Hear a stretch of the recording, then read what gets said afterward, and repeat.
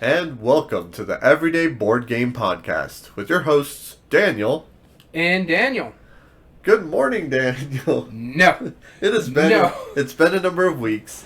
If you're watching us live, you know what we're talking about. We filmed a mass amount of recordings in 2 days, all of our top 100, so we really hope you guys enjoyed that. But yeah, it's been a while, and life has been changing a little bit for both of us. Yeah, we both got full-time jobs again. Yeah, so even though we wanted to film this a little earlier, we wanted to get ahead of the game, we ended up still being behind, but it's fine. Yeah. But at least the fact is, for our audio listeners, this is a podcast, that's the main thing we're trying to do, as well as the YouTubers, you only missed a week. Yeah, exactly. So it's not too bad, but we hope you enjoyed either way. This is going to be a good list. This is an interesting list. It's a very interesting list. I didn't realize that half of the games that were on this list were on this list. That's the problem with this. I mean, they make sense. Sure. And I know a lot of this will go into our debate when it comes up, because our theme this week is the top 8 debate for top 8 Renaissance games, according to Board Game Geek. So if the games, according to Board Game Geek, have the Renaissance category, which I'm assuming is kind of the theme, technically, but it's not technically. So the way Board Game Geek describes Renaissance, and this is under category Renaissance, not theme or anything like that. This one's category. Games are those that are Renaissance games are those that set between the end of the 14th century, when the Renaissance began in Italy, and roughly the 16th century, when firearms were not dominating the battlefield. Right. Very few of these have anything to do with battle. Or really the Renaissance, if you think about it. Right. I can see some of them. Yeah, number 3, especially between the time frame that they put it in. But the number 1 seed, the number 4 seed.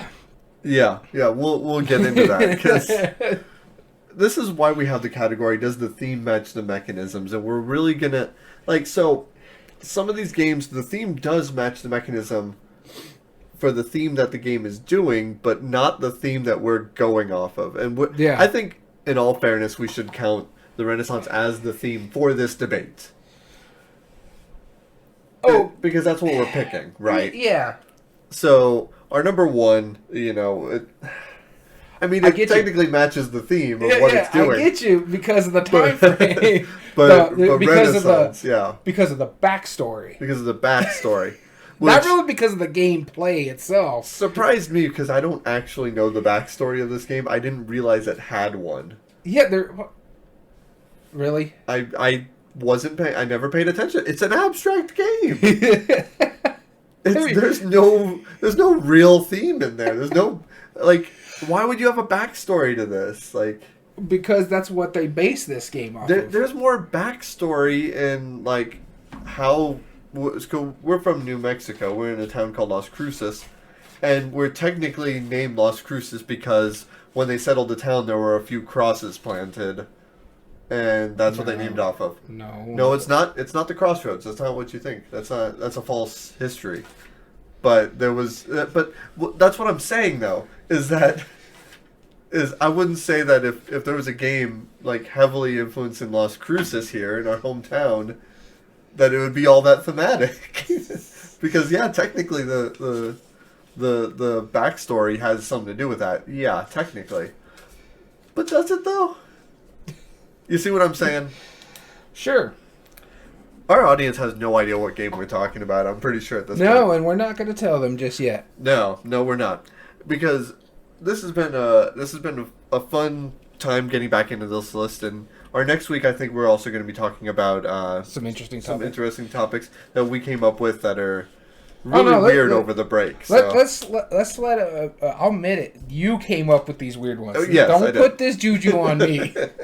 They were weird, and we're looking forward to discussing those. So by all means, tune in. We haven't decided which one of the two now we're going to go off of, but honestly, one of them that I went over, specifically the ones that we don't remember. a few of these games fall in that category for me.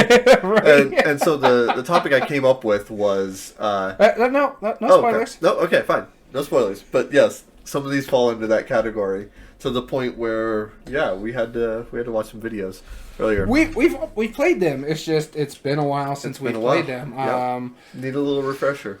I think out of all this list, the most recent one I played is our number 7.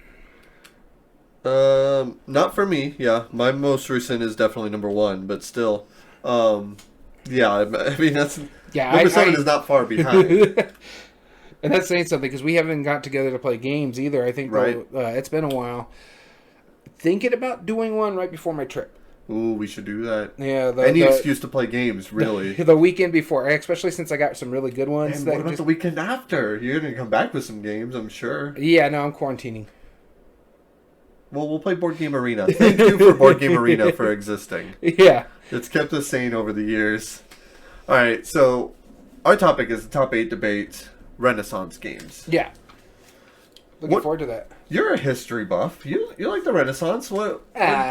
Renaissance is probably my most boring period. Really? Mine was easily the Victorian. I can't get into anything Victorian. I'm okay with the Victorian because what people don't realize is during the Victorian era, there wasn't just Victorian history. The Victorian era was within the 1800s. So in America, we had the Civil War going on around the time Queen Victoria was around, as well as the Industrial Revolution was going on around the same time. So there's some historical stuff. It's just the Victorian modesty stuff is what everybody remembers. Well, that's why it's called the Victorian era, right? Yeah, it's called the Victorian era because Queen Victoria was on the throne. Yeah.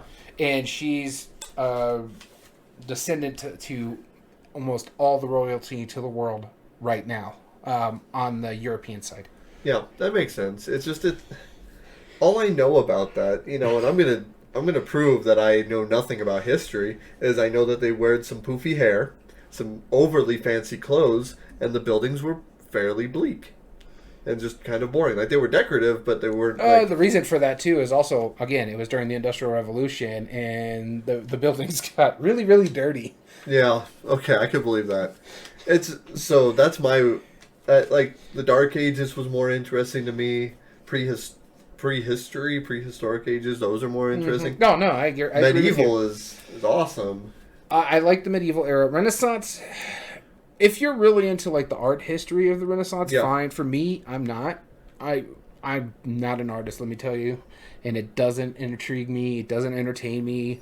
I like Da Vinci for his inventions more so than his art and the work he did in like historical aspects, like anatomy and that sort of stuff. Whereas, like Tuscany, Michelangelo, the really, really big art, because a lot of it is religious, and I'm not a huge religious person, so that kind of stuff just doesn't intrigue me. I like the idea of the Renaissance being the fact that I might come from a long line of artists, so of course it's more in my end. But I like the idea of that the whole time frame is kind of put into context by just a flourishing of the arts. Like finally, all the artists from just about anywhere could now flourish their talents, and that I believe that like that's why people use the term. It's like, oh, this is the Renaissance of blah. Like, this is a board game renaissance right now, and I mean that it kind of coins the term. It's like, oh, it's a big flourishing of something, of a creative endeavor, and I love that on that basis alone. Oh no, yeah, don't get me wrong. I enjoy that fact. In fact, I like a lot of the buildings from that time frame, that historical aspects. But I prefer more like the Gothic architecture compared to say like Victorian and Renaissance. Some Renaissance is really nice, but cool. So this was a random just discussion point that we wanted to bring. Well, we're talking about a historical aspect, and we've done medieval games before. We have done medieval games. So what's next? Industrial Revolution games? Or what if there's a category for that? I bet there's an industrial category on Board Game Geek. Probably, because if you think about it, the newest game that came out, Furnace, is about the Industrial Revolution. the Martin Wallace game, Brass, is during that time period. Raccoon Tycoon could basically be around that time. Gizmos, if it was just industrial, probably. Right. Yeah, exactly. But before we get going into the podcast, since it's been 6 weeks, we don't normally do this, but can you give me a rundown of any games that you've played? Oh, man. I've played a lot of games lately. Have you? I've played a lot of games. I've since resumed my Friday night game nights with some of my buddies. And Which I'm never invited to, by the way. That is bold lies. You have been invited to every one of them, and you chose to have a life instead, Mr. I have a wife and spending time with her and stuff, which I do too. But yeah, you just say that because you're afraid that the wife is actually going to see this. Oh, she does not want to watch this. I don't blame her. That's not her thing. But yeah, no, we played so many games. I'm sure I can name a few. Let's see here. Let's just look at any of the past games that's worth mentioning. I played Happy City. That was a cool one from Game Right. That's where it's like the 60-second build or something like that, or no, that's the card game, right? The one that you played, Happy City, is the card game. Yeah, Happy City is a new one from Game Right, very inexpensive. It's technically city building, but it uses some really interesting stuff. It's like Machikoro, but no random, or very little random. Okay. The Night Cage, holy cow, the Night Cage is good. You definitely need to try that. I am very happy with that. That is one of the few games I've played multiple times in the past 2 weeks that I've had it. Okay, that's pretty cool. Yeah, it went over really well. It's 2 weeks? Well, no, I've had it for, month and a half. Yeah, I was going to say, because you talked about it last time we... Right, but I hadn't played it up until recently. And then the following day, we played it again. And then the following day, I demoed it at the shop. And it goes over so well. It's super random. You're just pulling tiles, but man, is there a sense of dread every tile you draw. So if I remember, don't want to do it correctly, you're running away from monsters or creatures in the Night Cage. Yeah, they're called wax eaters. Yeah, and there's one person's running everything, and yeah, the idea, in a nutshell, the candle is the amount of tiles that you have to draw through the tile stack. You have to find a certain number of keys, and then you have to find a gate, which there's only 4 normally, and you have to all converge on one spot, each with a key in hand, in order to escape the Night Cage. Your life is that candle. If you get damaged, you're discarding tiles from that candle. Oh, man. Which may or may not be the ones you need still to survive.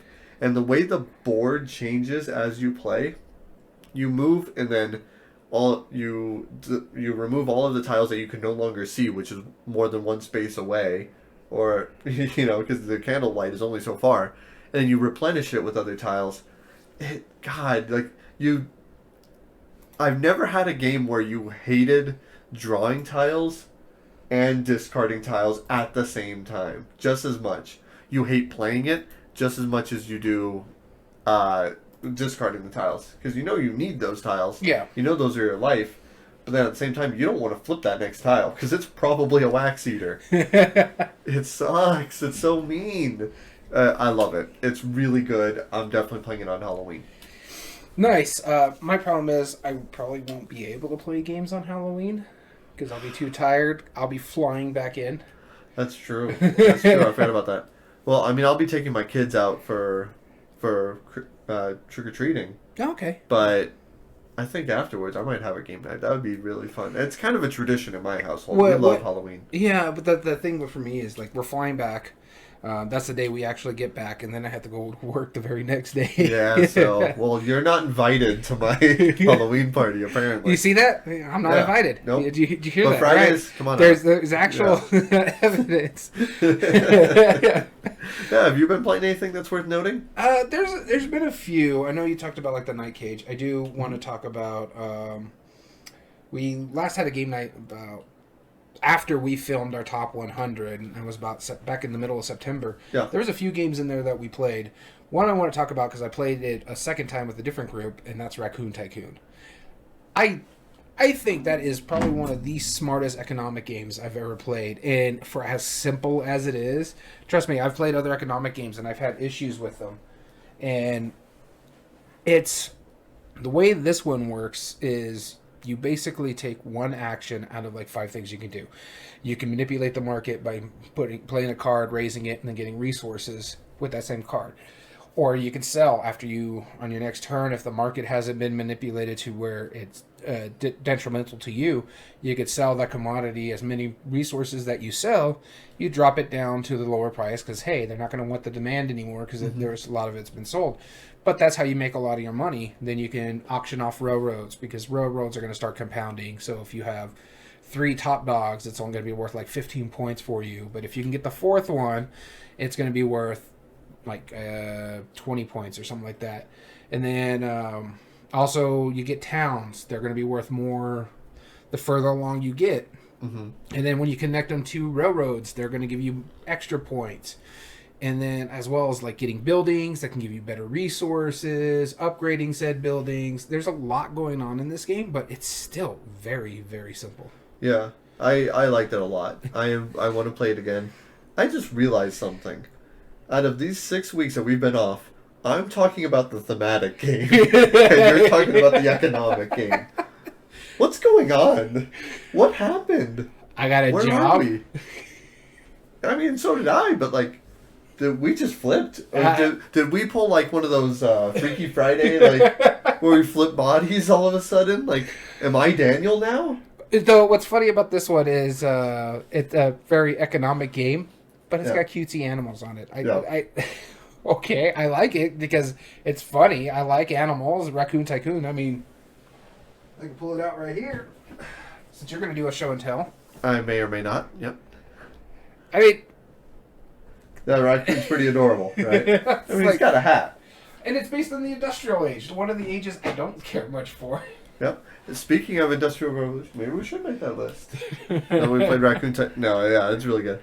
But yeah, there's been some good games lately. I do want to point out I've actually played a new Legacy game. Well, it's technically a Legacy game. And technically not. Might be starting a Legacy game here soon. I bought it on clearance at Target for $1.75. What Legacy game did Target have? It's called Uno Remix. Oh, God. I played it a couple times with my son because he loved the idea. It's like, hey, we could play Uno, which is a game I don't tend to enjoy that much. But it was like, well, let's play Uno as a group, but you can write on the cards and tear them up and make permanent changes. It's like, cool. So really all you're doing is you're adding tally marks and being a jerk. It's really all it is. You add a tally mark. Like, you know the +2, like, draw cards? You basically just add tally marks to it. It's like, oh, so now you're drawing 15. It's like, yeah, it doesn't make it any better, but it makes my son happy, and it's funnier, and why not, right? It was $1.75 just to say that I've played another Legacy game.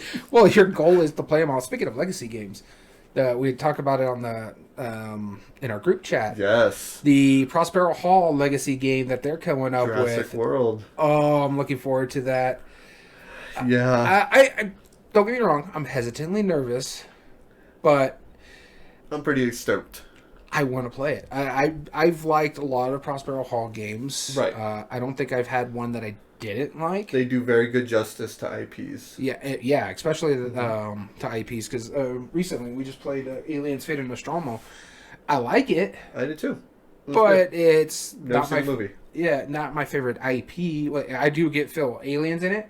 Yeah. But I mean, when it comes to like the Prospero Hall IPs, like Jaws, I feel like I'm playing the movie or Toy Story, Obstacles and Adventures. Yeah, Toy Stories. Harry Potter. Speaking of which, that's the one I was going to talk about next. Harry Potter Hogwarts Battle. We just recently started playing it again. I got the newest expansion. Mm-hmm.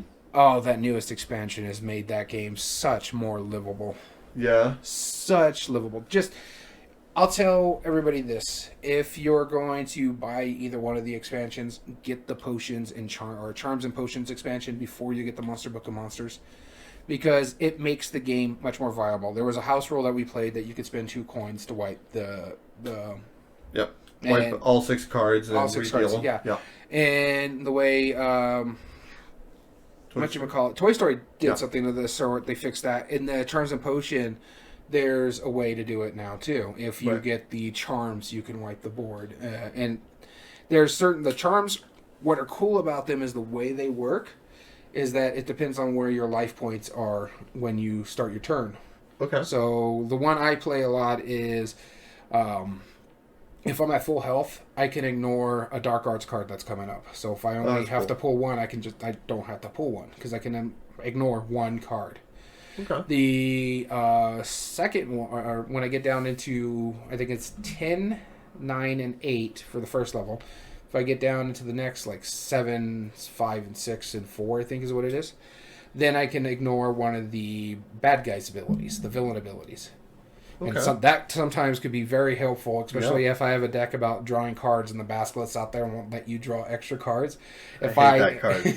And the thing is, if I start at the start of my turn, that's when it triggers. I have to discard a card. Yeah.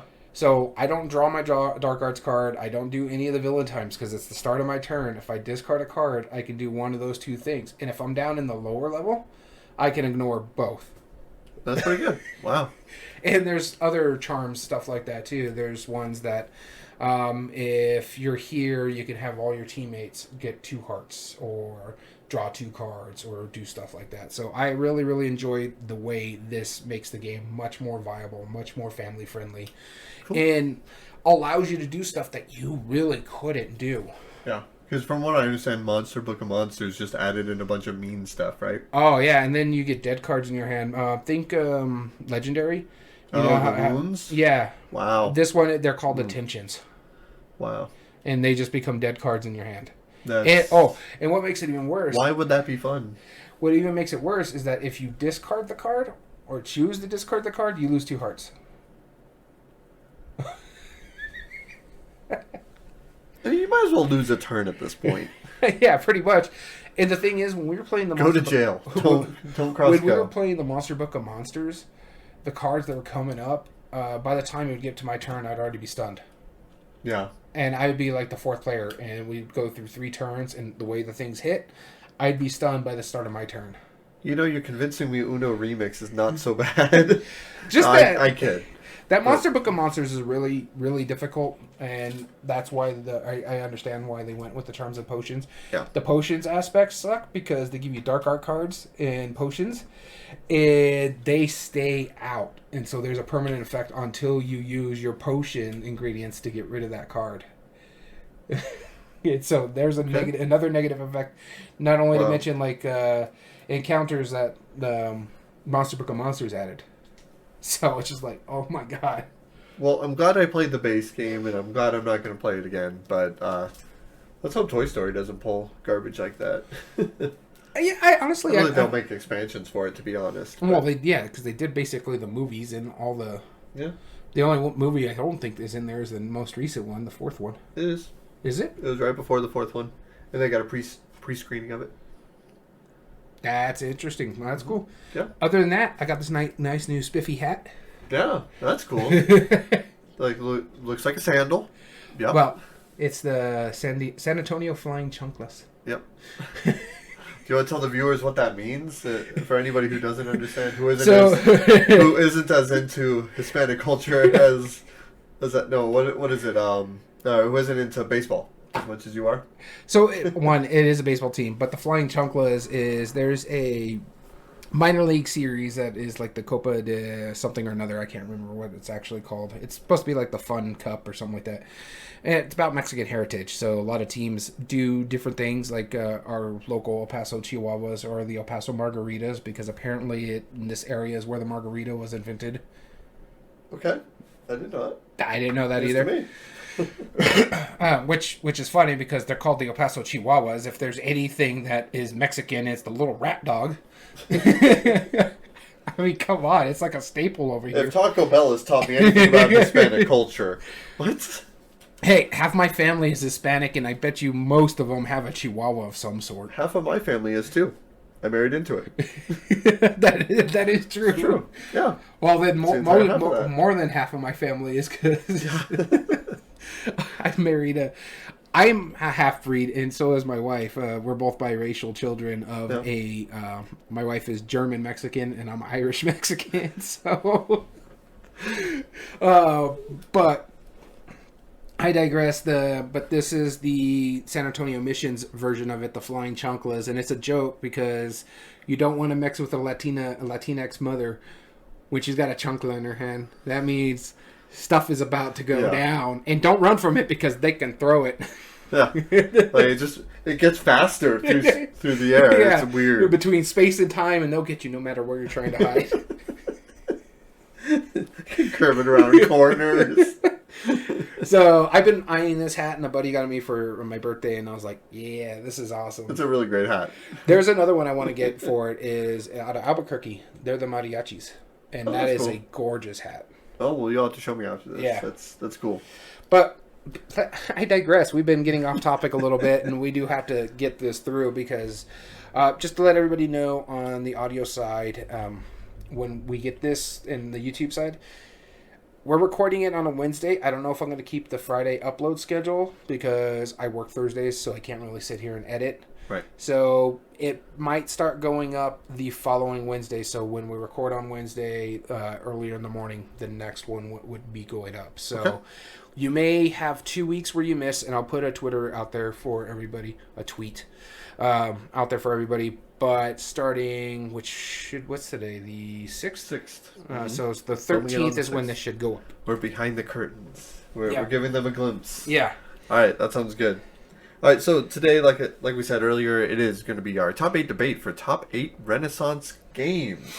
So before we talk about which games we have on the list, let's talk about our honorable mentions. Because when we're looking through the lists, this was kind of tough for me, but I did come up with 3 games that I can call honorable mentions. So let me pull out the Coin of Doom.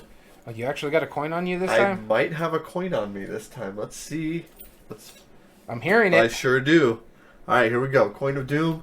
As always, Daniel has tails, so lead us off. All right, so my first game on my list here for honorable mentions, and I guess this should be on the Renaissance era because it's about putting on plays and kings and stuff like that. But again, it's another one with like cutesy animals. This is Hysteria from Bruno Cathala. Honestly, I don't know why I was so upset at this one. Like it wasn't fun. Like everything you did. I actually really enjoyed this one. So much so to make things valuable, you had to get rid of the cards that were worth points. It was so counterbalanced. Yeah, like. Are we talking about the same game? Absolutely. You either had drama or comedy. Yeah. And you had to play those cards in order for those values to go up. But if I'm playing comedy cards to make the value go up, I don't have comedy cards in my hand. That and someone also could change it to... And they could change it to drama. Like, it didn't work. I really enjoyed it. I don't know why you didn't like it. It wasn't finished. There's something about it. It was weird. You're saying Bruno Cathala did not finish the game? I don't know why. It felt unfinished to me. I'm not saying... Like, maybe I was missing something, but it really just... As we played it, I could never get into it. But anyway, it's a good pick. Go ahead. Yeah, no, it's fine. I don't want to go too much into this, especially since we were really, really off topic. Oh, of course, yeah. But I really enjoy it. Again, you're talking about you're making plays and you're playing things out there and you're trying to score the most points and, meeting your secret goal or your secret letters that you have. I enjoy it. I have a good time with it. I haven't played it in a bit, like most of this list over here. So, Hysteria. All right. My number 3 is actually 2 different games that I picked real quick, but I'll talk about them very quickly. One is technically the Alhambra Special Edition Big Box. And the reason that technically qualifies is because Granada, which is technically Alhambra,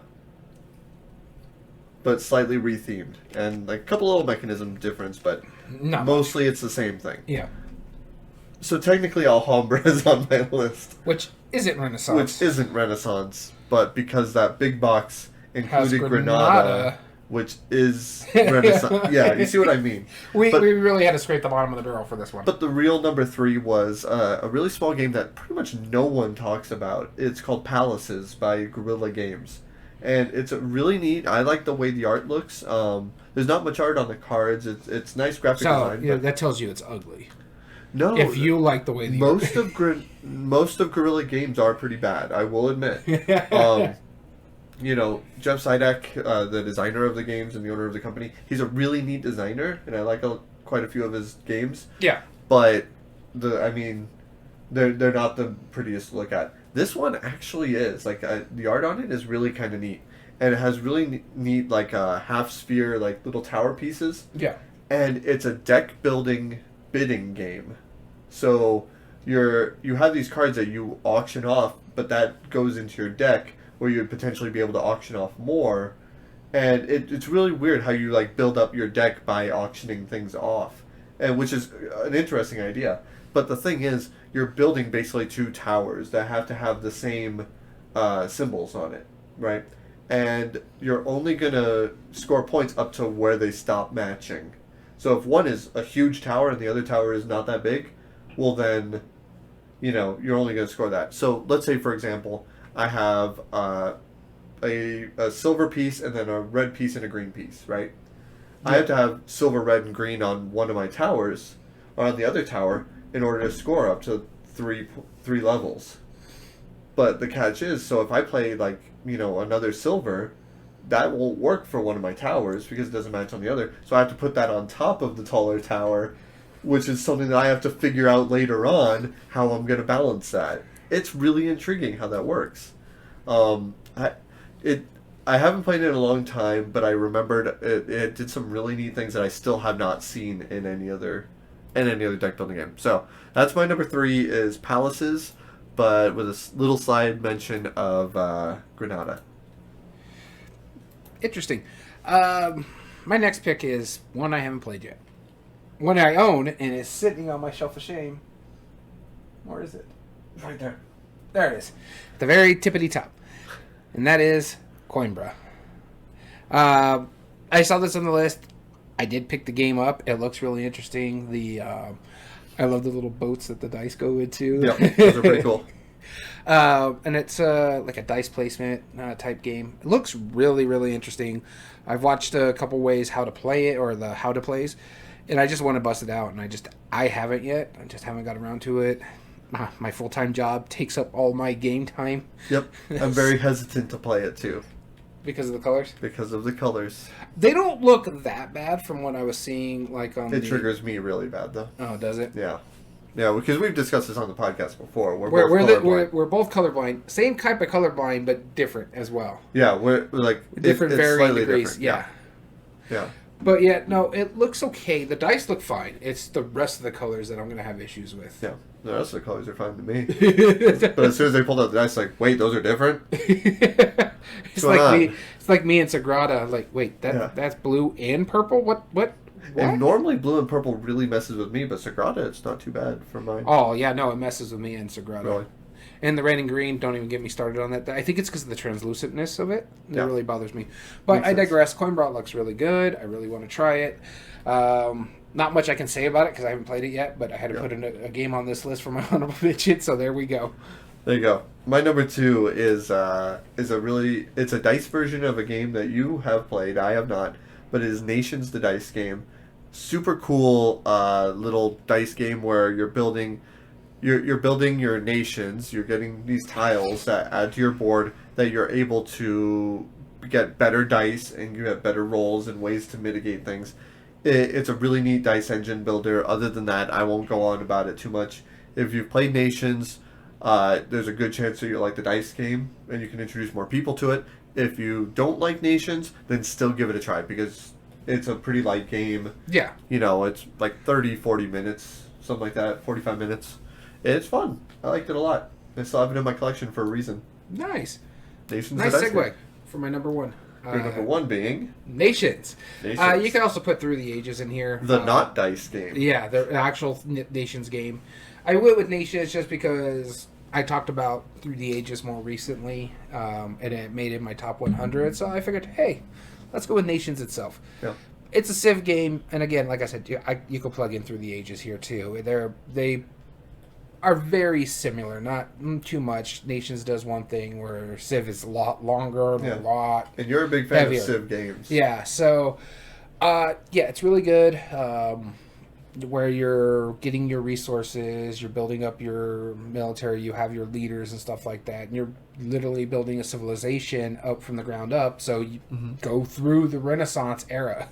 Yeah. Not all the time, but because someone can wipe you out. No, it's not that bad. You play it over a few rounds, and whoever has the most points at the end of the game wins, who had the best civilization, and so forth. Really good, really enjoyable. I have a great time playing it. If I had to choose between the two, I'd probably play Through the Ages, just because I like those kind of grandiose games. I mean, come on, I got Twilight Imperium on the shelf over here. Yeah. So, when I had the time, I'd play them. I haven't had the time lately, so. Right. And my last honorable mention is a game that I'm going to tell right now, if anybody's ever played this game, or any of our commenters, viewers, whatever, please comment down below and tell Daniel he needs to get off his butt and play this game. That's Castles of Tuscany from Stefan Feld. Man, I just bought Trajan, alright? Calm down. But you have played Trajan before. Yes. Let me tell you about this game. When do I have time?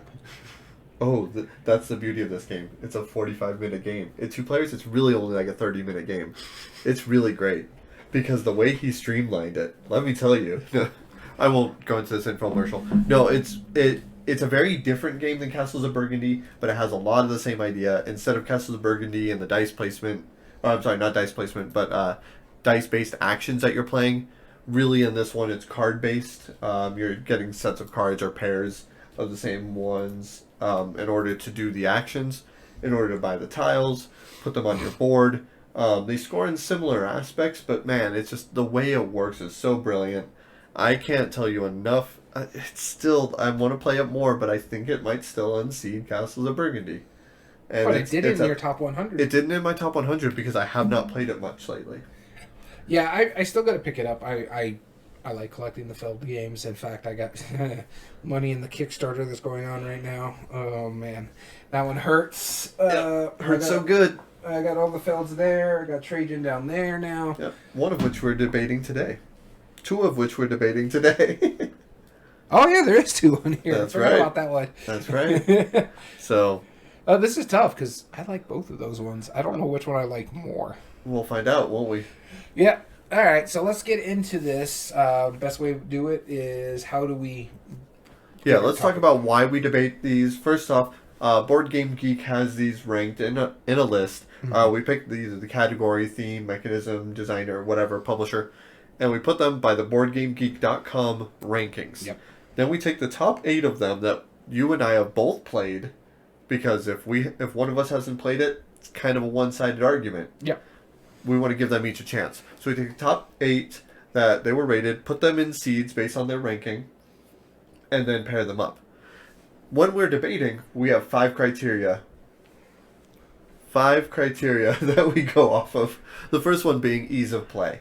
Basically, the way to think of this is how simple are the mechanisms, or how familiar are they? You know, if you're rolling dice and moving, it's easy mechanisms, and you're pretty familiar, but that may or may not lead to a game. But also, we really don't like analysis paralysis, and where if the game really throws everything in with the kitchen sink, and it makes you freeze up every turn because of how many choices you have to consider, that's not easy to play. And also, how likely you can get it to the table, if the rules are difficult. The rules, being difficult, the theme. Yep. I know people who are Fallout fans, and that's likely to get to the table for me because I'm a Fallout fan. So, right. Whereas my wife, she could care less about Fallout. She never played the games, but if it's got Elder Scrolls on it, and she'll be down to play that. So yeah, exactly. I'm waiting for that Elder Scrolls tabletop game. As soon as they do that, like Skyrim, the board game, I'm in. I don't care if it's awful. I'm in. Well, there you go. So ease of play. Replay value is the next criteria that we have. And this goes down to how well does it scale with player counts, as well as the length of time. Is it a 6-hour game? Do you feel like it's a 6-hour game, or does it keep you invested the whole way? Minimum number of plays to get the full experience. What we mean by that is if it's a campaign game, how many games of that do you have to play to get the overarching story, or is it something? Or if it's like a modular game, like do you have legitimately different choices every time you you attempt the game. Yeah, exactly.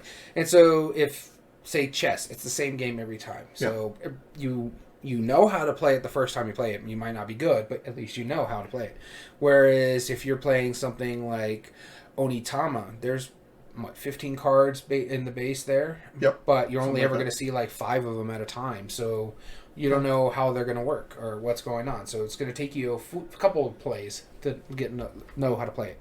Right. As well as expandability. And what we mean by this is the expansions. Does it already have existing expansions? We're allowing up to 1 possible future expansion. Our favorite here is Space has Volume 1. We're assuming there's going to be a Volume 2, which, by the way, they have recently announced. Which they have. Yes, sir. Or has been confirmed by the designer or publishers that there's going to be other expansions. Exactly. In case with that one, it's like Wingspan. They've already said they're going to make an expansion for the 6 other continents. Yep, exactly. The next one that we have is art and production. Art and production, pretty straightforward. Is the art good? Mm-hmm. And we know that's subjective, but I mean there are some that clearly like they spend more time into. Or, I mean that cover is prettier than the original Castles of Burgundy cover. Exactly. This cover is nice and pretty. You know, it's minimalistic and we can appreciate it, right? Whereas like some other covers, maybe not so much. Mm-hmm. Or how about the pieces and components? That's another big factor. Yes. Sure, you know, minis do tend to make the game nicer, but they also make them more expensive.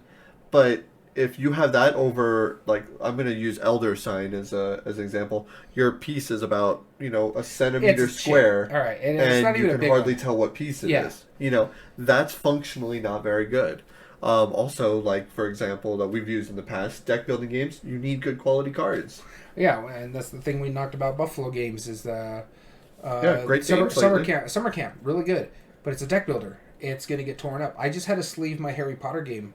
Yep. But that's with us playing through the 7 chapters and number of games. 2 expansions, and so the cards held up. I recently sleeved Summer Camp, and oh boy, now that game is just one of the best. It's so good. But yeah, and then finally, the graphic design. And this is really important for you and me because, one, we're colorblind. And that's huge. You know, a lot of publishers now take that into consideration. You know, 10, 15 years ago. Looking at you, Alea. Really. Yep, Alea, not so much. But, I mean, lately they've been better, you know. And, like, Stonemeyer Games, our friend Jamie Stegmeyer, he makes it that a point to make sure that it's colorblind friendly. Yeah, like Ticket to Ride. That's a perfect example. Mm-hmm. Like the cards now, or the spaces on there, are color-coded with symbols. Yeah. That's all it needs. That's even what you need to do is like, we're going to make this green and red because those are like the easier colors to print and stuff like that. Let's put a little symbol on them that differentiates the two. How hard is that? No, I don't think so. But that also, for non-colorblind folk, you know, is it icon heavy?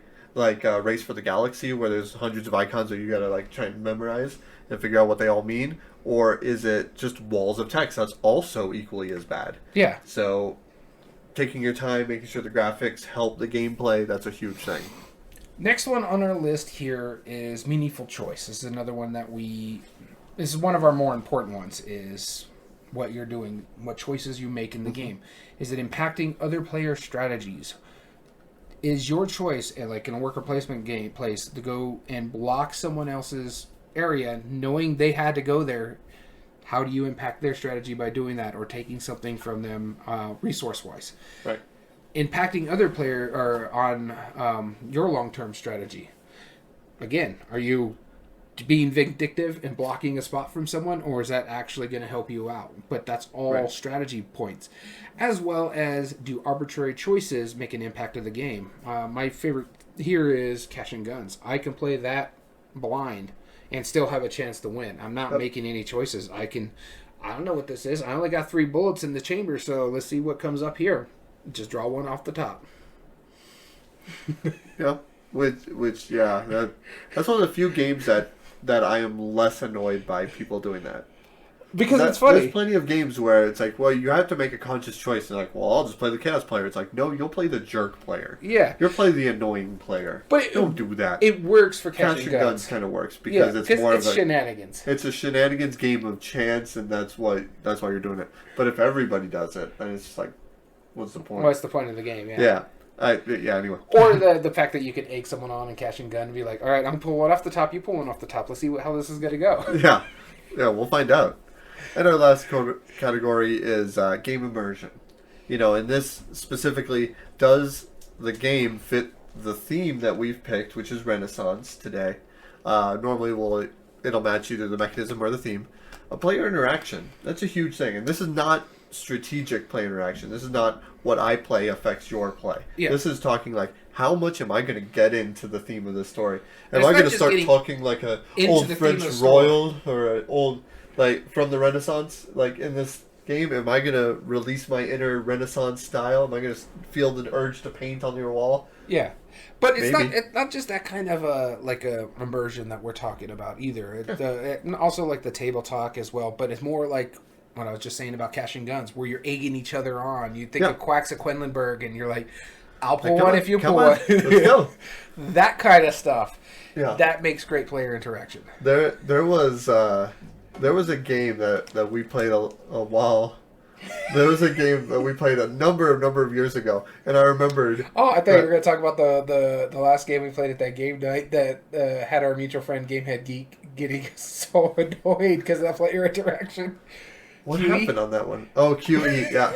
No, it was another auction game, but I remember, like, one of the most amazing things that happened in that, which I know I'm going off on a rail, but I want to finish this, because this goes into our next part, memorable moments, because this definitely led to it. It was an auction game, and I remember he was so into the auction, he was like, all right, I'm going to offer you $200 in game money and 20 real dollars. And he busted out a 20 and laid it on the table. That line was one of the best things. I will give you $200 in in-game money and 20 real dollars for this one. So, well, all right, you won it. So memorable moments, does the game allow you to do that? I don't know if that was allowed in the rules. It was a memorable moment. But I thought you were going to talk about QE. QE. I kept playing Price is Right style. So did I. Yeah. One up? $1. $1 more. $1, Bob. It was really good. So, that should be a game we should talk about next time. Yeah. But those are our 5 criteria, and we will judge those by this. The first round we go pretty quick. Second round we'll debate a little bit more. And third round we don't pick a side. So, are you ready? Let's actually talk about the games. We've been belaying it. We have. Here comes the fun part with the games. We have our number 1 seed, Azul, versus our number 8 seed, Century New World.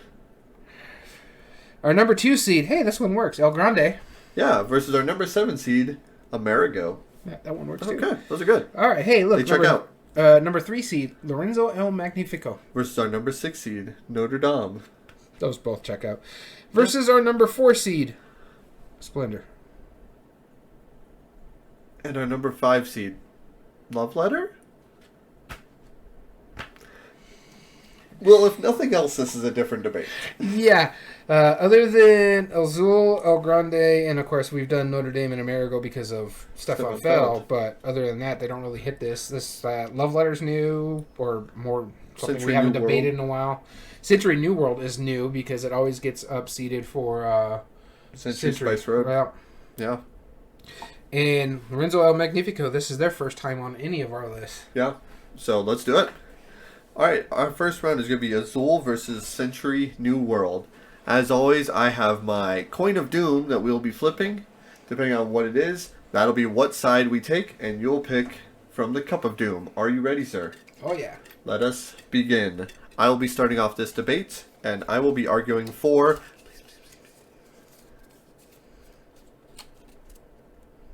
Oh, that's the one you wanted. I actually like them both quite a bit. But I'm assuming Azul. Yeah, okay. So, this is one of the few times in the debate where I'm just going to tell you, don't judge a book by its cover. And by what I mean by this is, you're the one who had to tell me why this was a Renaissance theme. And I trust that you understand that better than I do, which is why I'm going to let you just have that in your mind and know that that's a positive argument for why this is in this category. What is this all about? I'm saying that it's clearly a Renaissance game, as you've stated that it is, And I trust that, even though you haven't clarified to me why. No, but what is this all about? You've even told us. Well, specifically, it's about laying tiles. Where? In a pattern. But I don't remember the backstory is about a Portugal king. Right. Setting up like I don't know, it's a bathroom or something for like the queen and he's doing like these tile placements and stuff like that. That's really what it is. Right. Exactly. And it's during the Renaissance era, so technically that's the backstory. Like every game in the Azul series is based on what this king did for his queen, and especially the new one when it comes to her Queen Isabella's topiary garden. Yeah, exactly. No, it makes sense. I'm not saying it doesn't. It's just I get that this is so not a thematic game. No. Oh no. None of the mechanisms make sense for what that theme is, other than the fact that the pieces are absolutely great. So this is made by the same publisher. This is Plan B Games. Both of them. Both of them are Plan B Games. Azul is specifically in their next move line because it has 4 letters in the title. Because that's the reason. Sure. That's why Reef and... no, I get it. Sure. Taki, what was it? Tuki. That's why those are all in the... Anyway, it doesn't matter. Bees, that's another one. They're all part of the same line. But the thing is, Azul, there's a reason it's this high on the list. Century New World is a really good game, and I love the worker placement in it. It's really fun. Mm-hmm. And the worker bumping on it, like you're basically bidding, it's super cool. But Azul is just one of the best abstract games, where it got really thematic players to play an abstract game that they enjoyed. And because of that drafting mechanism alone, and just the way you score, that gets so many people into that game. I've never heard it go over poorly. Okay. I've never had anybody play it and say, well, I didn't like that game. I've just always had a positive response to it. I do think between the two, it's tough for me to say because I do quite like them both, but I would vote for Azul to move on. Okay. So, like I was mentioning to you about the backstory here. So I just pulled it up on Board Game Geek just to let you know what's going on here. Introduced by the Moors, azulejos, originally white and blue ceramic tiles, were fully embraced by the Portuguese when their king Manuel I, on a visit to Alhambra Palace in southern Spain, was mesmerized by the stunning beauty of the Moorish decorative tiles. The king, awestruck by the interior beauty of Alhambra, immediately ordered that his own palace in Portugal be decorated with similar wall tiles. As a tile-laying artist, you have been challenged to embellish the walls of the royal palace of Evora. That's the backstory, based off the Renaissance king Manuel I of Portugal. Cool story, bro. So I do think it should move on, though. Going based on our criteria, I don't disagree with you, honestly. I really think Century New World is a great game. I got to play it more. I prefer the Gollum editions myself. But that tells you that this one, or that one, matches the theme a little bit more than the mechanism, because when you... the Plan B games, when you got a whole other theme on it that doesn't fit in this category, just because still works. Says something. But Century New World is a really good game. It's a great worker placement. I love the fact that if I put one worker there, then you have to put 2 workers there at that spot. You have to spend more of your workers to do the same thing I just did. Yep. You're still playing the basic Century game where you're trying to get those cards and the points at the end of the game. Most points at the end of the game wins, and you discovered the new world, and all right, whatever. But I love the art in it. The colors can be a little iffy, but that's another thing that gives me a knock for, or gives a plus to Azul, is that they're very colorblind friendly. Mm-hmm. The graphic design for Azul is remarkable compared to something like Century. But yeah, no, I don't disagree with you. I think Azul should move on. As much as I like Century A New World. Yep. It's been too long since I played that. I need to play it again. But and the thing is, this is not my favorite of the Azul series. Out of the Azul series. Oh, I know it's not. Yeah, we're going purely base. I know the Rombai one is your favorite. Summer Pavilion. Summer Pavilion. All right, on to our next round, which is our number 2 seed El Grande versus our number 7 seed Amerigo, which hurts us a bit. Yeah. Because we are big Stuff on Feld fans, if it wasn't obvious. Anyway, I'll be leading this argument again. That's already in there. Ooh, I bet that sounds cool. It's right right next to the mic. I bet It's like me clicking the pen. Man, today is your lucky day. Are we going ASMR all of a sudden? All right, what is mine? Amerigo. Amerigo. Oh, let's bring it. Okay. So both of them are on a map. And both of them have towers. Both of them have towers. Yep. That's about where the similarity. They're both pretty big boxes too. They are in the larger size, Yeah. grandiose boxes because they've had big box versions. Yep. Americo is super cool. Stefan Feld really knocked it out of the park. And what I liked about this is that he took a mechanism, which is the cube tower, which is fairly divisive because sometimes cubes may or may not fall out. Some might get stuck in there. Some might be seated like in a corner, so you'll never see them again. The way you throw stuff in, may or may not affect it.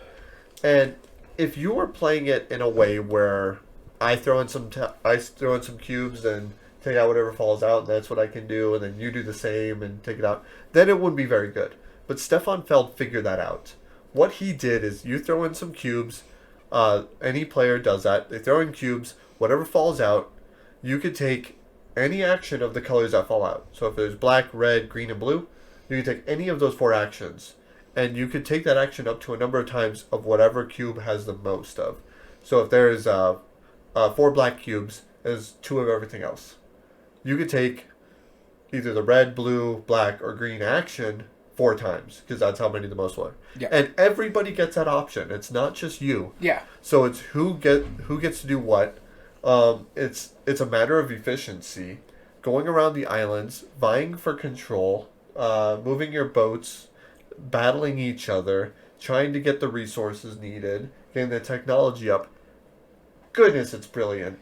I mean, unfortunately we've only played it that one time. Yeah. And I have not played it, and that was at your previous home.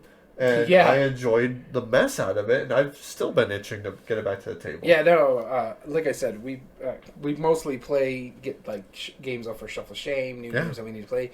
We might need to do a game night where it's like, bring old favorites that you want to play again. You're not allowed to bring Shelf of Shame games, yeah. right? You don't know how to play. If you haven't played it, then you don't get to play it. Yeah. That's my argument. That's why I think Amerigo should move on.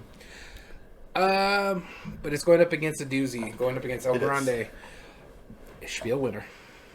That's true. Spiel as far winner. as I know, Amerigo has never been nominated. Yeah. For even the Spiel. And this one is probably one of the better area controls. Some people like to say it's one of the more granddaddies of the more modern area control style games. I mean, because Risk has been around forever. Right. But and it's old, too. This one doesn't really worry about dice rolling or anything like that. Yeah. You have your cube towers and stuff like that.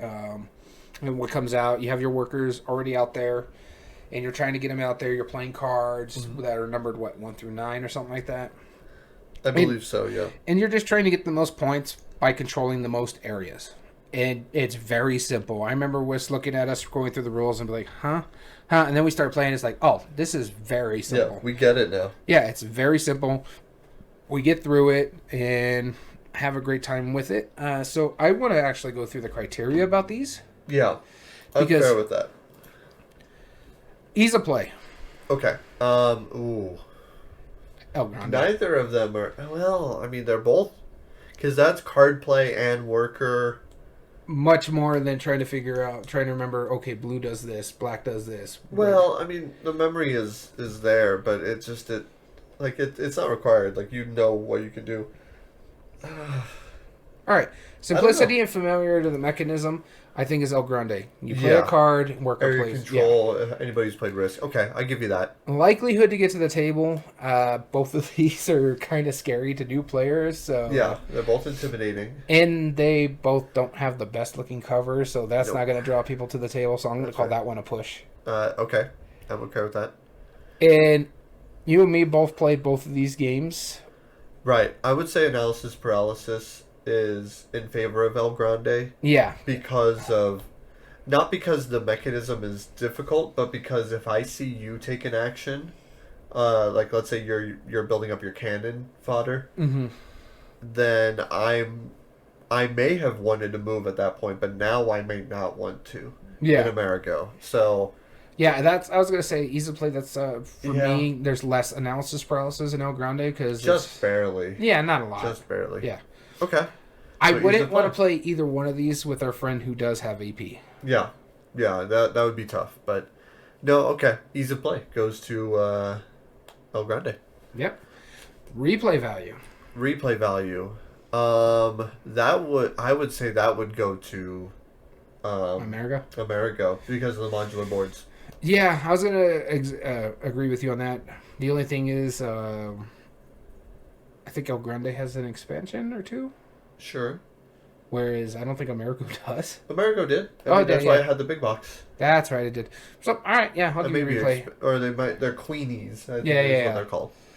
The mini expansions. All right. Yep. So we're gonna skip this one. Okay. Game Immersion. Neither? Yeah, neither one. Well, if we're going theme matching the mechanism, I think Amerigo fits a little bit better. Though El Grande does fit what's going on during that time because you're trying to control the 3 areas of Spain. Right.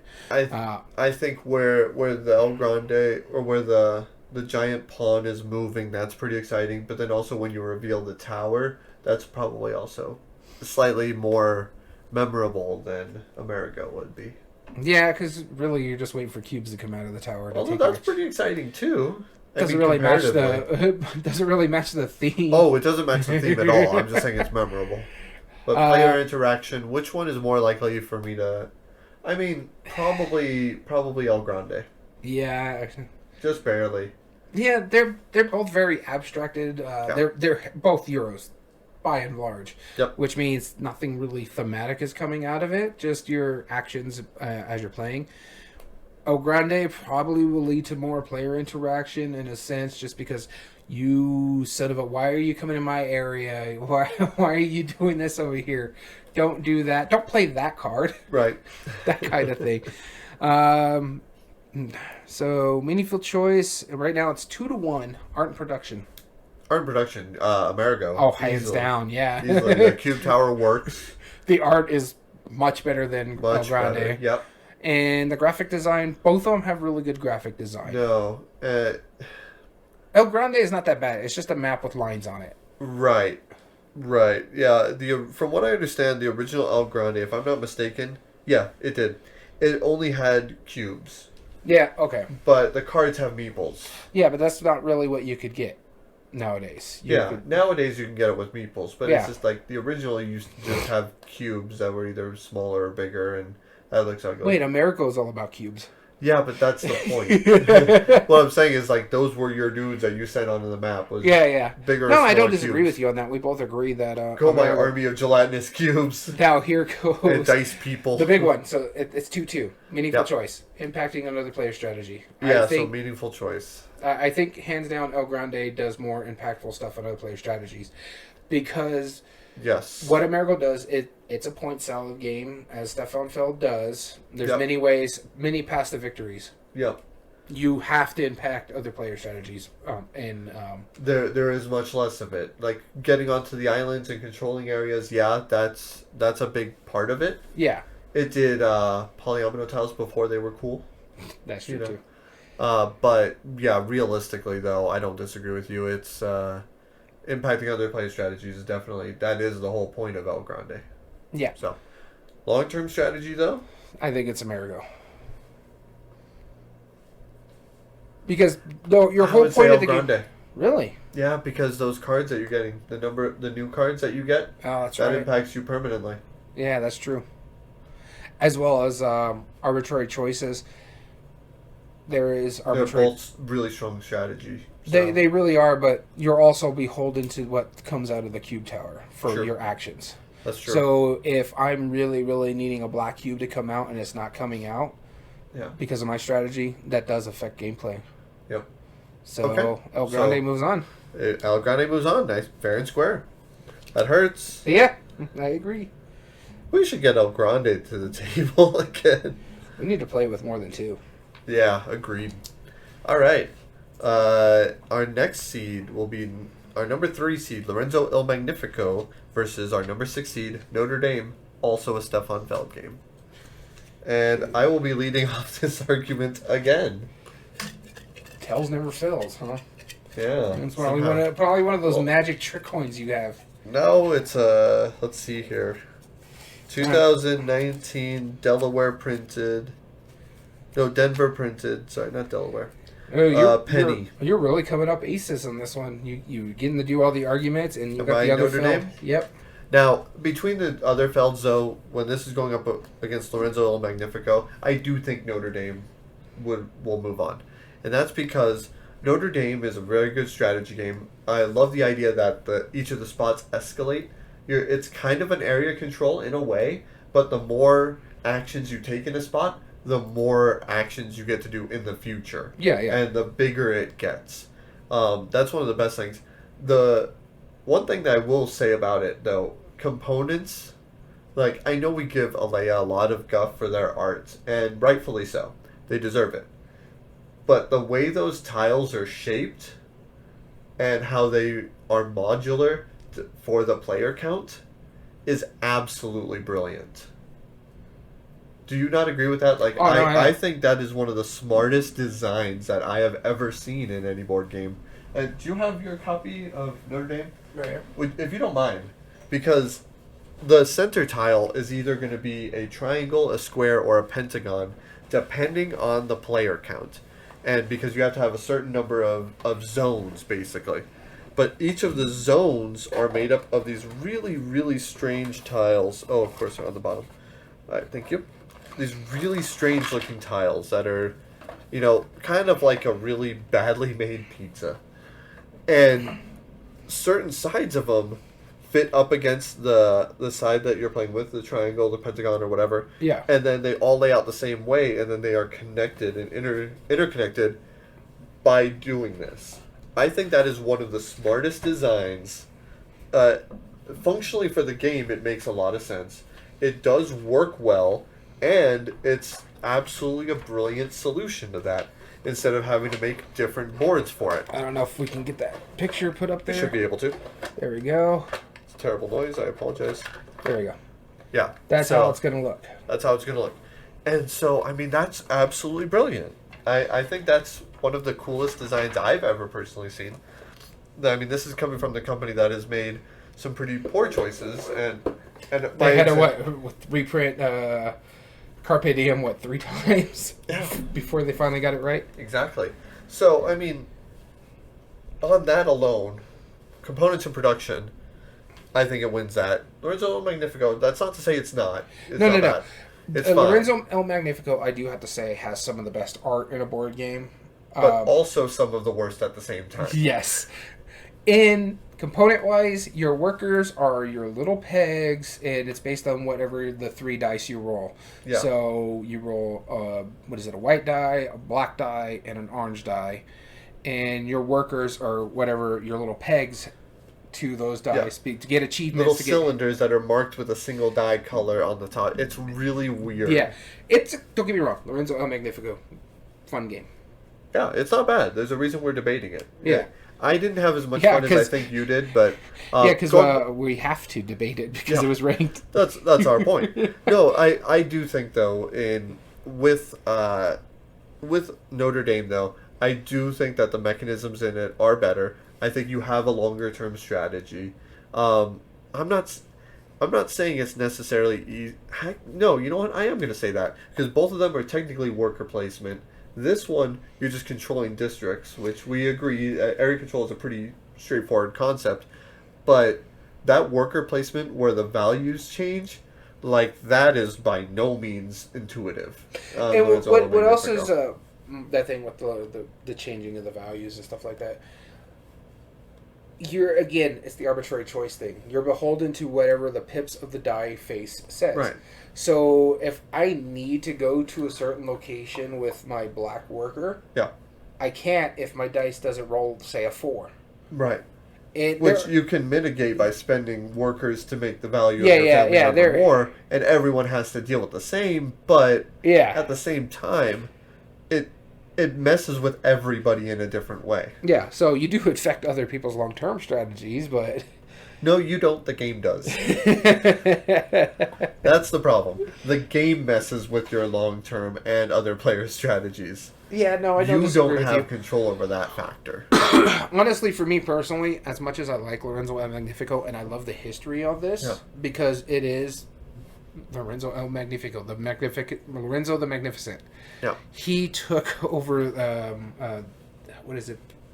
I think it's Tuscany? No, it's not Tuscany. It's He was a conqueror, right? Yeah, he took over like Venetia, I think is what it was, is where he was. And so the game is about building buildings. Well, yes, he was a patron of the arts, and that's what the game is what you're all about. So, I like it, but I don't like it as much as Notre Dame. Right. I think Notre Dame just needs to move on. I don't disagree with you. It hits on so many levels. And so I gotta say, Notre Dame. Which it's our list. We can say Notre Dame moves on. Notre Dame has to go up against Azul. Good luck. Alright, so what am I saying? It's Stefan Feld. We could make an argument for it. Absolutely. Alright, and our final category is the two that really just are kind of strange. Splendor and Love Letter. Yeah. So, I'm okay with either of these. I love both these games. Don't get me wrong. I just did not expect to see them on my Renaissance list. I really didn't. And I will be arguing first. Alright. I'm telling you, it's a trick coin. He's a freaking magician over here. Apparently it is. I don't know. You gotta get Love Letter. I'm okay with that. I like Love Letter. Which is funny because I have to argue Splendor. Yeah, good luck arguing the theme on that. Memorable moments. I'm going to argue one positive on the memorable moments of Love Letter. Is the fact that kind of shoehorned the concept of micro games to be good. I remember when that first came out, one of the biggest things I would tell people, the biggest moment would be the fact that when people like play a round or two and they go, wow, how could there be this much game in only 18 cards? It didn't make sense, honestly. But it was that good, and people loved it, and I still enjoy the game. I have like 12 copies of it somehow that I've just amassed. I have one copy of it, and it's Batman Love Letter. Yeah, Bat Letter. Yeah. Yeah, sure. Dumb name. Theme matching the mechanism. Okay. Okay. Hey, Marvel Splendor ain't exactly a counter argument, all right? So, but no, Love Letter. But here's the problem. There's a Marvel Love Letter too. The Infinity Gauntlet and Love Letter game. Yes, there is, isn't there? So the idea of Love Letter is that I guess the queen died, I think, and so yeah, this is actually the story or the premise of it is that the queen passed away or is missing or something to that effect. But because of that, the princess is horribly grieved and going into a terrible slump. And you decide to cheer her up by producing fake love letters, saying that she has a secret admirer, and you're trying to influence her to be happy, which is why, if at the end of the game, whoever has the highest number, which is the princess, or the highest number of the royalty track who's closest to the princess, wins that round. But each category has different ways to influence the other characters. And you have to draw one card and play one card, right? Yep. You draw a card, play a card. That's it. And you have one card in your hand, draw a second card. That is your hand of two cards, you play one. And the one that you keep over is really the factor for endgame. It gets easy to play, I think. Well, does it? I don't know, Splendor's quite simple. Splendor has 3 different things you can do on your turn. Love Letter has 1. One different thing you can do on your turn. Discard a card, play its ability. All right, well, we'll talk about okay, it wins simplicity of the mechanism. Yeah. Likelihood to get it to the table? Yeah, Splendor. Or no, not Splendor. Likelihood I agree with you, Splendor. No, Love Letter, because it'll fit on any table. It's so tiny. You could have like a little dollhouse table and you'd probably be able to play it. That's true, be that as it may. I want a micro version of Love Letter. Like one where like the cards are only like, a quarter of the size and you have like micro cubes. No. Like, think about that. You can carry it in your wallet. Wouldn't that be like nice? No. Yeah, it probably wouldn't be that great. No, I would not want Love Letter in my wallet. Thank you very much. All right, so I have to argue Splendor, a game that I'm not a huge fan of. And we've talked about it before. Century killed Splendor for me.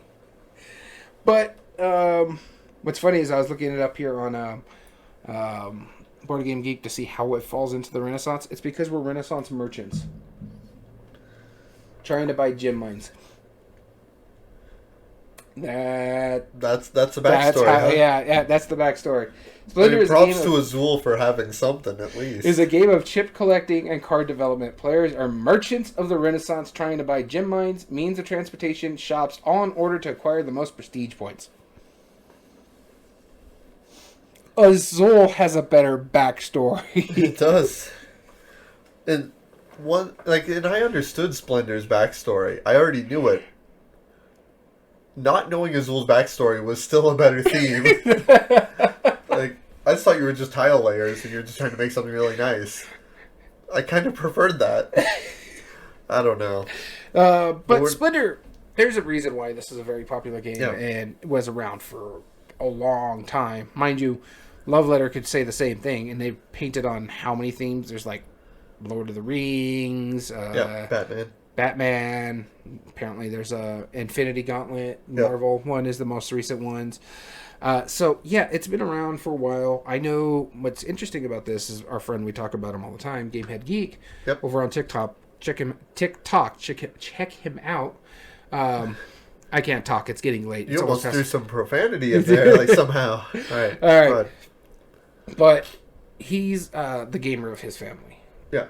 And Splendor is his brother's favorite game. He loves playing Splendor. And every time they go over, he says he plays it because his brother actually bought it, or he got it for himself as well, and he plays it on the thing. It's like, that says something. Non-gamers got themselves a board game because of Splendor. Yep. And that's your wife, I was going to say, your wife, who tolerates board games, let's just say it's one of her favorites. But for me, this is going to be tough for me because I like one of these games more than the other, but not much. One of these games is not like the other. So I'm going to go in here, ease of play, simplicity and familiarity of the mechanism. That's Love Letter right there. Yeah, I think, Likelihood to get to the table? Probably still Love Letter. Yeah, depending on the theme. Because of, the theme does help it, but also the fact that the portability, I mean, that's one of the few examples where it's like, it really is easy. Yeah. You can play it in line waiting for like a concert, you know? I'll give you Love Letter gets ease of play because the prone to analysis paralysis, you get a card, you play a card. I don't know how long you got to think about the two cards that are in here. Cards, I mean, granted, that's not to say Splendor exactly is prone to analysis paralysis. It's really not. It's one of the faster games. But you have two cards. Like, if you can't decide, flip a coin. There's your choice. Replay value, Splendor. Yeah. Neither. Art and production, Splendor. Now, hold on. I mean, obviously, Love Letter Premium, I think, would beat Splendor. Splendor's a great production. No, Splendor's a great production. Splendor got people to start using poker chips in games. Maybe I'm just salty because mine is missing one of the stickers on one of the chips. Well, that's just because of you. And true story, I had to answer a question that was on the Board Game Revolution forum because somebody was trying to figure out why they would take their copy of Splendor, keep it in a Ziploc bag, and their bag kept getting searched because there is a metal core to each of those poker chips. It's a plastic casing over a metal core. And nobody knew that until mine, lucky copy of missing a sticker, reveals the metal core. That's how I knew about it. And that's why it was setting off those TSA alarms. Because they were seeing a stack of random metal discs, and that's questionable. No, but honestly, the art is fine in Splendor. Yeah, the art's good. I like the art. But the components and pieces in Splendor, the chips are what make it, yes. And then I'm okay with the graphic design in Splendor. Sure. Yeah, the icons make sense. Yeah. Each of the gems make perfect sense on how they're oriented. Yeah, sure. That's why I give that to Splendor. Game Immersion. Game Immersion. They both Love match Letter. the theme.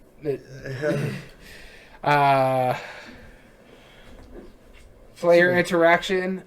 Honestly, I'll give that one to Love Letter. Yeah, because Splendor you can play without talking. Yes, you absolutely and should. And, no, Love Letter. I mean, once you embrace the absurd theme of it, it's pretty darn funny. I do have a memory of playing Love Letter, but it wasn't actually Love Letter. It was Munchkin Love Letter. And the princess is the loot, and so our whole thing was like, do you have the loot? So there's memorable moments in there, but that one actually doesn't fit this category because we weren't playing Love Letter. I do have a memorable moment because I like the it's not the king. I think it's the countess. That's one of the best cards to play. I love playing that card because what it says in there is that if you draw either the prince or the king, you must discard the countess, right? That's her ability. It's just if this happens, you have to discard it. So obviously that also means if you draw the princess, which you'll lose if you discard her, so you're going to discard the countess. But just because I discard the countess, you can safely assume, oh, well, he probably has the king or the prince, possibly the princess.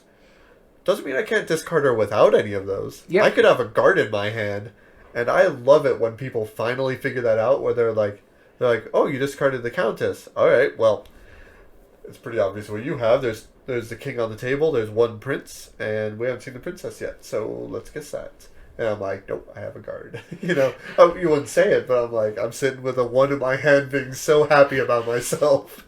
It's so good. I love that. So, yeah, I'll give you the Game Immersion to Love Letter, but when it comes to meaningful choice, Splendor. Meaningful choice, yes. Okay, I'll give you that. So 3-2, Splendor moves on. All right. Can't believe I fought for Splendor. You did a great job.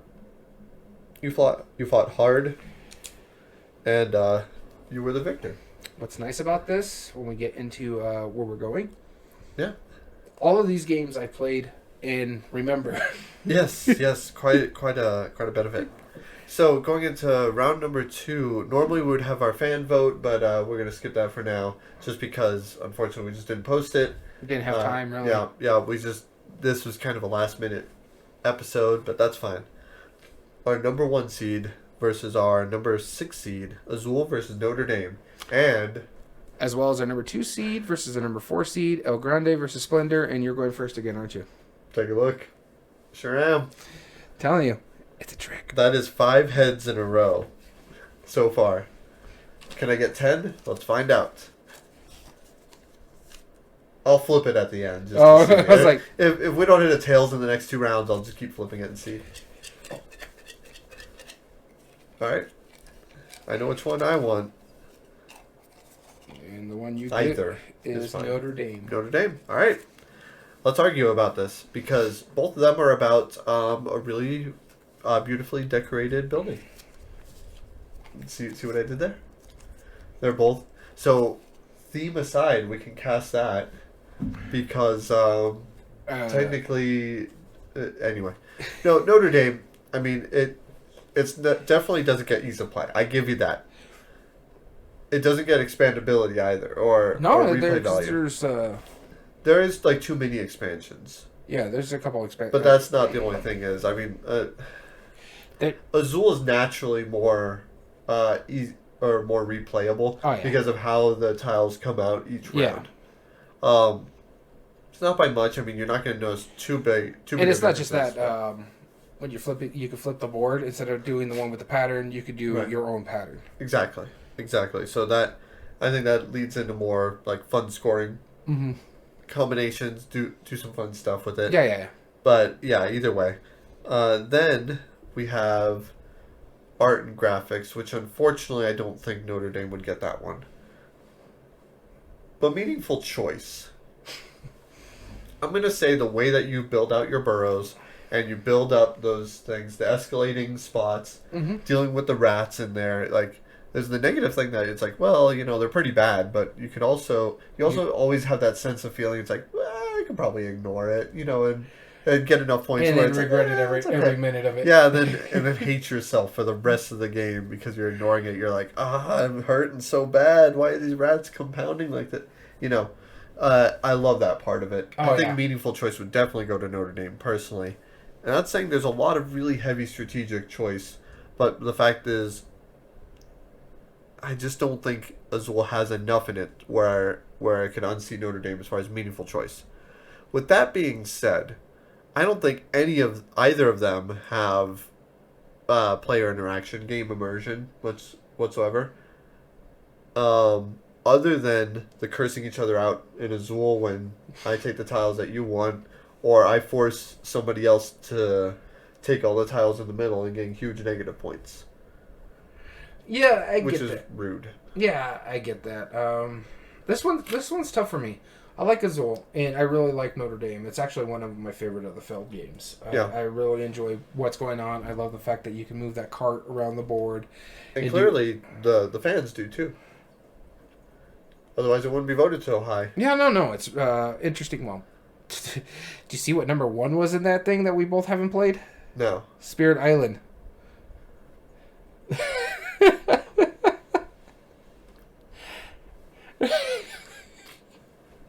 You know what? Let's just stop the episode now. This is dumb. This list is broken. Spirit Island is number 1 on the... That's right, it was, wasn't it? For those of you who don't know what Spirit Island is, you are spirits basically playing the other side of Settlers of Catan, where people are coming in, settling your area, and you're trying to get them out. Yeah. It's settling, you know the conquest. The fantasy, made up stuff. But it's basically Spirit Island is not a Renaissance game. Sorry. Well, it's about it has fictional the exploration era, pretty much in the Renaissance, where Portugal and everybody was conquering the New World, and when we found Spirit Island. Yeah. From what I understand, it was just down the street from. Atlantis, why isn't Atlantis rising on this Renaissance list? Because that's ancient Greek. No, because it probably also was Atlantis still in the Renaissance time. Yeah, so exactly, Creative Chaos. It's this one's a bit tough for us on this category. Yeah. Just some of the games on this list. All right, go ahead and argue for Azul, though. It's Azul. All right, it's moving on. As much as I love Notre Dame, don't get me wrong, it's not easier to play than Azul. No. Length of time, it's gonna play. Azul's gonna play quicker. Minimum Scale's number of better. plays. Yeah, scale's better. Minimum number of plays is different. Expandability is about the same. So I think Azul wins that one over Notre Dame. Actually, this plays a higher player count or a larger player count than Azul. Oh yeah, because Azul only does 4 and this one does 6. 5. 5. All right, so minimum number of plays. For full experience. Azul. This one's not going to play. I would say it's a wash. All right. Because they're both first play you should know. All right. Well, we could do replay value as a wash. Okay. You're saying meaningful choice for Notre Dame? Notre Dame, absolutely. I can't disagree with you on that. Other than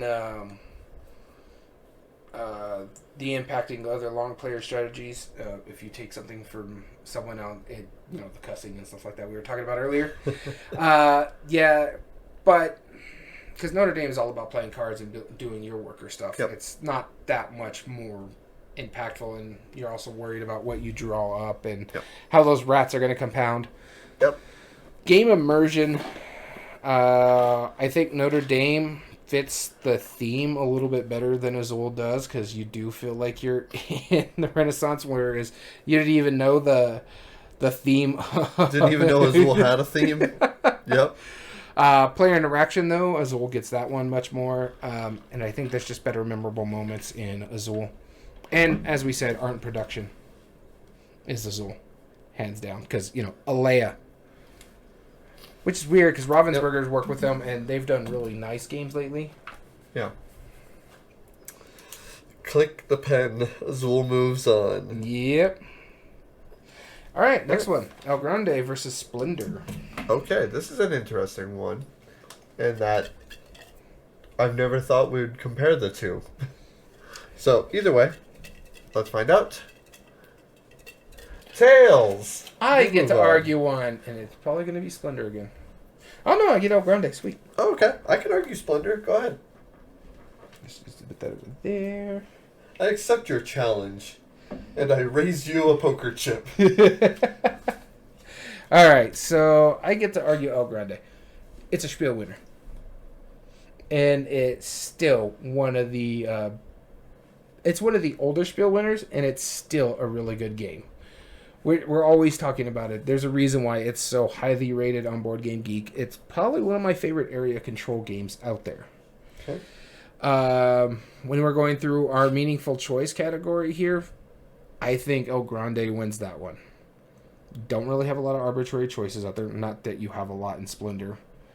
But if you have this build up for gems over here and someone takes your freaking card, don't really have much choice other than with your gems now. Other than that, I don't think it's moving on. I don't either.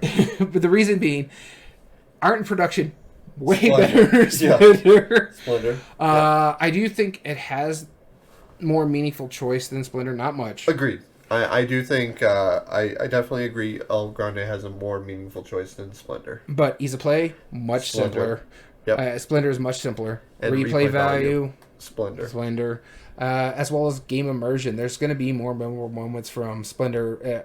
You're not really going to talk a lot. I would say there's more play interaction easily in El Grande because you're fighting over the control when everybody reveals their dial. You know. I don't know. I've heard your wife threaten a divorce when you play Splendor. No, that's Manchukuoro. Oh, okay. Get your facts straight, sir. Oh, I've heard her threatening you both games, so... Yeah, well, I mean, that's common thought. When we played it at the party in the back room at our buddy's house, you, me, my wife, and your wife, and your wife was threatening you the whole time. That's not anything unknown. But, like, I love how, like, there are some games that are just synonymous where we'll just be playing a game and I'll play a card. It's like, all right, I'll play this 3. And she'll just look over at me. Papers in the mail. That's all she needs to say, right? I'm like, oh, it hurts. Yeah, so that's what I'm saying. Memorable moments. It's just I've only I can see her doing that. Create a chaos. Yeah. So yeah, I just okay. I can see what you're saying, but yeah, because of the player interaction, mind you, it matters. Honestly, right. If we played with the group that we do, the 4 guys that we do with Gamehead Geek and our other mutual friend, I could see us go. I mean, look at how we went with QE. Imagine us an area control game. Yeah. Or we were playing with that other mutual friend, Risk Legacy, and it's like he nuked us all the time. Yeah, he was pretty nuke crazy. So I could see El Grande leading to some really memorable moments. And Splendor, unfortunately, just can't do any of those, which is why I think game immersion definitely goes to El Grande. But still, 3-2, Splendor. Splendor moves on. All right. And this final category for Splendor versus Azul. In this last category, the finals, we do not pick a side. Coin is going away, so it's the Cup of Doom, because we're just going to simply argue between the two. I feel like this is going to be a pretty even match going into it. Both of them are pretty straightforward. Mm-hmm. Man, I think this is actually going to be a tough one to decide between the two. Yeah, no, I don't disagree with you on this one, and we don't have a fan vote. And we don't have a fan vote, so we cannot be unfair. Yep, so last one is... Alright, are there any of these that immediately stand out? Art production. Art production goes to Azul, right? Yeah. Yeah. Not by much. Yeah, the pieces are good in both. Yeah, I just like the way how Azul works with the graphic design wise. Yeah. Yeah, I couldn't agree more. Alright, so 1 point for Azul. Art and production. Meaningful choice. In my opinion, your long-term strategy is the basis of Azul, and because you're never taking those tiles off of the board. No, once they're on that board, they're stuck there. Yeah. And the fact that you can hate draft in it There's technically a little bit of that in Splendor. If I see you going for something, I could pull the card and save it for myself. That doesn't help me necessarily, but that does hurt you. But it also, really, Azul plays into that much better. You're only allowed so much, so do you want to really clunk up your hand? Is it worth it? Yeah. Right. Exactly. Let's say that they don't do that to you, you know? Yeah. Whereas Azul, I think that player interaction, the affecting long-term strategy of other players, is definitely more prominent in Azul. Yeah. Or making sure it's going to be your negative point, but try to be the first one to get the one-player tile. This way you have first choice in the next round. All right, Azul gets another point. Ease of play. I would say Splendor. Yeah, I would agree with you on Splendor. Just for the simple fact that, again, it's really simple. You take some gems or you pay for some cards. Yeah, and I think taking tiles and adding it to your board is not too difficult. It's the scoring. Yeah, the column in the row. Yeah, and not to also remember to try to make sure you get your bonuses and all that. The scoring is, whereas when we go into the scoring with Splendor, it's just count up your numbers. Yeah, that's it. It's pretty tough. Okay. All right, moving on. We have replay value and game immersion. Honestly, replay value, I think, is a wash in this case. We're going to have to be fair about it. Both play fairly well. Both hold about the same amount. I think it's 4 for Splendor as well as it's 4 for Azul. Yep. So there's a wash there. Minimum number of plays to get the full experience. For me, I think that one goes to Splendor just because of the cards. There's a lot more cards other than the tiles. There's a certain amount of tiles. You know what's coming up eventually. Expandability. I think Azul has, 2 expansions? Azul has 1 expansion. 1 expansion. And it's overlays and slightly different boards. Whereas the 1 expansion for Splendor is 4 separate modules. Yeah, so it's just... that cannot be played together. Which I think doesn't matter, but it's still 4. So Splendor gets a point? Yep. So game immersion. Wow. Which one is more Renaissance? Technically Azul? Technically Azul, because it's based off an actual historical event. Okay. All right. So the theme matches the mechanism. Yeah, because it's based off of King Manuel's thing, and all of them have been based off of something that happened in Portugal. So by a hair, it's more... Which one adds more memorable moments? And here's my argument against Splendor. They put a whole Marvel theme on it, and it still makes sense. Yeah. Yep. They've never rebranded Azul to a different theme other than tile laying. Yeah, really. They went to stained glass, which again is Sintra. Uh-huh. They also went to the Summer Pavilion, which is like what's going to be the next one, the Gardens. That works with the Gardens as well. Yep. So, yeah, they're all still really based off actual historical events. Cool. All right. And game immersion. So, theme matching mechanism, that's Azul. Player interaction or memorable moments? Both are Azul for me. Yeah? Yeah. Player interaction, again, the hate draft, the talking. We've played games of Splendor where no one's talking. Everybody's just doing their thing, and that's it. Not really player interaction. I've done the same with Azul, too. Honestly, the other reason for this one for me is I've played the Giant Azul. Okay. And so... playing that and at a con, that's already a memorable moment for me. But I just think I don't really get that with Splendor. I don't get those memorable moments. To me, Splendor is like Seven Wonders, where I can play in complete silence and be done in like 20 minutes and be like, okay, that was fun, let's go somewhere else. Yeah. Whereas Azul, I sit back and think, man, have I done this, or should have done this, or done this better? Yeah. Okay. All right. So that gives it 3-2 for Azul. Our winner for the best Renaissance game. I can't believe I'm saying that. The best Renaissance game is the abstract game of Azul. Well, it's like a space-based winning dice game. Yeah, that's true. Wow. You know, Space Base was in the running for this, for Renaissance game. No, it wasn't. It might as well have been. No, it wasn't. Oh, goodness. Well, we hope you enjoyed that episode as much as we liked debating this absurdity. Because it was very absurd. It was really ridiculous. We want to let you know that if you enjoyed this and you ever want to watch us record a live episode, we know we're sporadic right now. We're hoping to get a consistent schedule, but we want to give a shout out to our friend Creative Chaos for joining us today. And anybody else who joins us in chat, feel free to swing by twitch.tv/everydayboardgames and come say hi to us. Yeah. As well as you can find all video re-uploads on YouTube at Everyday Board Games 2020. And if you like what we do there's 3 things you can do to help us grow on that platform. Subscribe if you're not, like the video, and comment down below and tell us your thoughts on the subject. As well as all audio versions can be found on most podcast platforms under Everyday Board Games Podcast. This includes Spotify, Google, Amazon Music, and Podbean. And if you ever want to say hi to us directly or have ideas for future episodes, please give us a shout out at everydayboardgames2020@gmail.com. You can also get in contact with us at our official Twitter account at EBG Podcast. So we want to thank you so much for tuning in. As always, I've been your host, Daniel. And I've been your host, Daniel. And we want to thank you for listening to Everyday Board Games. And remember, every day's a good day for board games.